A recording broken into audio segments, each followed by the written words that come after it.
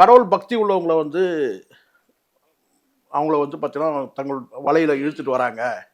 நாம் இந்த இடத்துல வந்து கேட்டால் நம்ம வந்து பெரியாருடைய கொள்கை இறைமறி மறுப்பு கொள்கையை வந்து நம்ம வந்து தொடர்ந்து நம்ம வலியுறுத்தணும்னாக்கா, வலிமையாக வலியுறுத்தணும்னாக்கா, அதை அவங்க சாதகமாக பயன்படுத்திப்பாங்கன்னு சொன்னது தான். அது தொடர்ச்சியாக தான் உங்களுக்கு தெரியும். துரை வைகோ கூட என்ன சொன்னான்னு கேட்டால் பெரியார் வேணும், பெருமாள் வேணும். ஸோ ஸ்ட்ராட்டஜியை மாற்றணும்னு சொன்னது வந்து கேட்டிங்கன்னா, அவரை கன்வின்ஸ் பண்ணி திமுக அலைன்ஸில் கொண்டு வரும்போது அந்த வார்த்தையை சொன்னார். மற்றபடி வந்து வைகோ அவர்கள் மிக சிறந்த அறிவாளி, அதெல்லாம் நான் வந்து மறுக்கலை. ஆனால் உணர்ச்சி வசப்பட்டு எமோஷனல் ஆகி தன்னுடைய அரசியல் வாழ்க்கையை இழந்தவங்க லிஸ்ட்டு நீங்கள் எடுத்தீங்கன்னா அதில் முதல் வைகோ தான் இருப்பார். அதில் முதலமைச்சராக இருப்பார், முதல்வராக இருப்பார். எமோஷனலாகி தன்னுடைய அரசியல் வாழ்க்கையை வந்து சூன்யமாக்கிக்கிட்டாரு ஒருத்தர் அப்படின்னு சொன்னால், நான் சொல்கிறேன் என்னுடைய அனுபவத்தில் அது வைகோ அவர்கள் தான்.